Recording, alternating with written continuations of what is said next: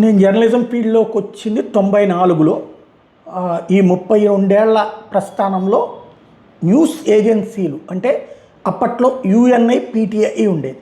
అంటే సాధారణంగా పేపర్లు అప్పుడు 6-7 మాత్రమే కనబడేవి. ఇంగ్లీష్ తెలుగు పేపర్లు కలిపి తెలుగులో వచ్చేటప్పటికి 5 పేపర్ల దాకా కనబడేది. ఏది ఈనాడు, ఆంధ్రజ్యోతి, ఉదయము, వార్త, అట్లాగే ఆంధ్రప్రభ, ఆంధ్రభూమి. ఇంట్లో 1-2 పోయి 1-2 వచ్చి ఇట్లా నడిచినాయి. ఒక 5 పేపర్లు ఖచ్చితంగా తెలుగు కనబడుతుండే, 6 దాకా కనబడిన రోజులు ఉన్నాయి. ఆ తర్వాతన ఈ 2 ఏజెన్సీల నుంచి యుఎన్ఐ, పిటిఐ నుంచి ఒక్కొక్క రిపోర్టర్ వచ్చేవాళ్ళు అనమాట. అప్పుడు టీవీ ఛానల్స్ లేవు కదా ఆ రోజుల్లో. మేము కేబుల్ మాత్రమే, అప్పుడే కొత్తలో ప్రారంభమైనటువంటి కేబుల్ నెట్వర్క్ల కింద ఉండేవాళ్ళం. అంటే మొదట జర్నలిజం ఫీల్డ్లో ఈనాడులో స్టార్ట్ అయితే అప్పటికి పెద్ద పెద్ద కాన్ఫరెన్స్లకి అది అటెండ్ అవ్వడానికి అవకాశం ఉండేది కాదు. స్ట్రింగర్ కాబట్టి, ఏరియా స్ట్రింగర్ కాబట్టి. తర్వాత సిటీ లెవెల్లో సిటీ కేబుల్లో జాయిన్ అయ్యాం కాబట్టి అప్పుడు మిగతా వాళ్ళందరితో కలిపి కవరేజ్ కాబట్టి ఈ న్యూస్ ఏజెన్సీల హెడ్స్ ఎట్లా ఉంటారు, వాళ్ళ అసిస్టెంట్లు ఎట్లా ఉంటారు, ఇవన్నీ తెలుసు. అంటే వాళ్ళ పని ఏంటయ్యా అంటే, ఇప్పుడు ప్రెస్ కాన్ఫరెన్స్ జరిగింది, మేమందరం అటెండ్ అయ్యేవాళ్ళం. పేపర్లు, కేబుల్, టీవీలు అంటే ఆ తర్వాత రోజులు వచ్చింది అనుకోండి. అలాగే ఏజెన్సీ వాళ్ళు అటెండ్ అయ్యి ఏజెన్సీ వాళ్ళు ఇచ్చిన రిపోర్టు దేశంలోని అన్ని పేపర్లు కూడా ఏజెన్సీలకి నెలకి ఇంతని చెప్పి డబ్బులు కట్టి తీసుకుంటాయి. వాళ్ళందరికీ ఈ వార్త వెళ్తుంది. ఇప్పుడు ఇక్కడున్న తెలుగు పేపర్ల రిపోర్టర్లు వచ్చి ఉంటారు, కానీ పక్క రాష్ట్రాల్లో, ఇతర రాష్ట్రాల్లో, అలాగే ఇతర ఢిల్లీ హెడ్ క్వార్టర్లో ఉండేటటువంటి వాళ్ళందరికీ ఏజెన్సీ వాళ్ళు పెద్ద పెద్ద వార్త వేయరు. ఒక 3 లైన్లో 2 లైన్లోనో ముఖ్యమైన పాయింట్స్ని మెన్షన్ చేస్తారు. దాన్ని బేస్ చేసుకుని వాళ్ళు స్టోరీలు అల్లుకుంటారా, వార్తగానే రాస్తారో వేసేవాళ్ళు. ఇంగ్లీష్ పేపర్లో వాళ్ళందరూ అట్లాగే. అప్పట్లో Indian express, Deccan Chronicle, Hindu ఇట్లాంటి వాళ్ళు కూడా తర్వాత రోజుల్లో వస్తూ ఉండేవాళ్ళు. అట్లాగా 7-8 మంది అయ్యేవాళ్ళు. మొత్తం 10-12 మంది ఉంటే గ్రేట్ అనమాట అప్పుడు ప్రెస్ కాన్ఫరెన్స్. ఇదంతా ఇప్పుడు ఎందుకు చెబుతున్నా అంటే, వార్తల సమాచారానికి సంబంధించిన ముఖ్యమైన పాయింట్స్ చేరవేయడమే న్యూస్ ఏజెన్సీల పని.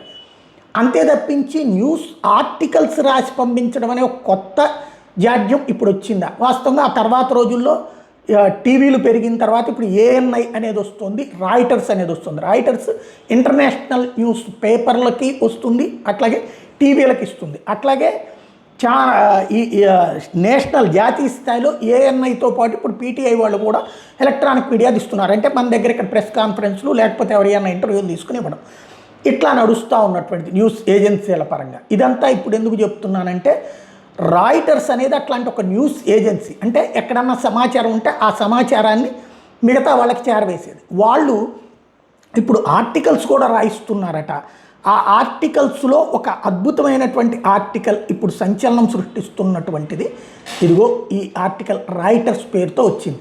ఏంటయ్యా అంటే, నరేంద్ర మోడీ తర్వాతన సరే ఆయనకి బిడ్డలు లేరు కాబట్టి, లేదా భారతీయ జనతా పార్టీలో బిడ్డలకు వారసత్వం లేదు కాబట్టి వారసులు ఎవరు లేరు. ఇంతకుముందు వాజ్పేయి వారసుడు నరేంద్ర మోడీ అని ఎవరు అనుకోలేదు, ముందు అద్వానీ అనుకున్నాం. అద్వానీ తర్వాత వారసుడు ఎవరు అనుకోలేదు, కానీ మోడీ వచ్చారు. మోడీ తర్వాత యోగి ఆదిత్యనాథ, అన్నామలయ్య, లేకపోతే తేజస్వి సూర్యానా, లేకపోతే అమిత్ షానా, ఇట్లాంటి పేర్లు అనేకం వినబడుతుంటే కాదట. చంద్రబాబు నాయుడు కానీ లోకేష్ అని అట. ఇది ఇప్పుడు ఎవరు, శ్రీతమా బోస్ అట.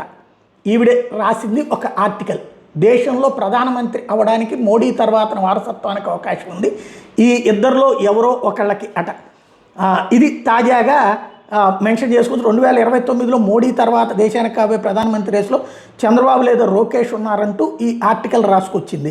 అంటే ఇప్పుడు పాపం యోగి, అమిత్ షా, నితిన్ గడ్కరీ, అదే సందర్భంలో శివరాజ్ సింగ్ చౌహానా, లేకపోతే బోల్డ్ అంతమంది పాపం ఇప్పుడు అక్కడ ఉన్నటువంటి వాళ్ళు అందరూ కాదు, వీళ్ళిద్దరే అన్నటువంటి పాయింట్ వచ్చింది.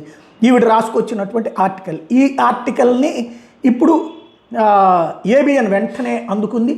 అదిగో వారసులు అన్నటువంటిది. తర్వాత ప్రధానమంత్రి కాబోతోంది మోడీ, లేకపోతే మోడీ తర్వాత ప్రధానమంత్రి కాబోతుంది చంద్రబాబు, లోకేష్ అన్నటువంటి వార్తను ప్రొజెక్ట్ చేసుకొచ్చేసింది. ఈలోపు తెలుగుదేశానికి అనుకూలంగా ఉండేటువంటి కొన్ని యూట్యూబ్లు, సోషల్ మీడియా ప్లాట్ఫామ్లు కూడా ఇది మెన్షన్ చేసుకొస్తుంది. పాపం చంద్రబాబు గారు, లోకేష్ గారు తప్పేం లేదు ఇందులో. వాళ్ళేం కావాలని రాయించుకున్నది కాదు. మరి ఆవిడికి అత్యుత్సాహం అన్న అయి ఉండాలి, లేకపోతే కనుక రాయిటర్స్ అనేటటువంటిది వాస్తవంగా భారత వ్యతిరేక కథలు నడుపుతున్నటువంటి ఒక వ్యవస్థ.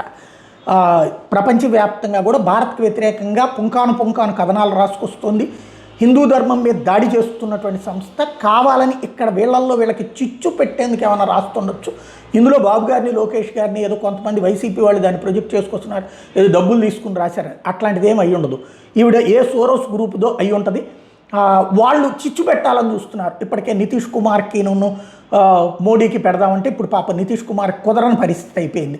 అటు వాళ్ళతో కలిసి వెళ్దామన్నా కాంగ్రెస్తోనూ ఆర్జేడీతో కుదరని పరిస్థితి అయిపోయింది. అంత స్థాయిలో బీజేపీ ఘన విజయం అన్నటువంటిది అయిపోయింది. చంద్రబాబు గారికి వేరే ఆప్షన్ లేదు ఇక్కడ. కాబట్టి ఆయన ఖచ్చితంగా వీళ్ళిద్దరిని రెచ్చగొట్టడానికి అవకాశం లేదు. కానీ రెచ్చగొట్టే ప్రయత్నాల్లో భాగంగా, ఎందుకంటే ఇప్పుడు ఇది చూడగానే బీజేపీ వాళ్ళు ఎవరన్నా తిట్టారనుకోండి, దానికి తెలుగుదేశం వాళ్ళు కౌంటర్ చేశారనుకోండి, వీళ్ళిద్దరూ తిట్టుకోవాలి. ఇది ఒక కాన్సెప్ట్ అయి ఉంటుంది. దాంట్లో తెలుసో తెలియక వైసీపీ ట్రాప్లో పడుతుందేమో ఆలోచించుకుంటే బెటర్.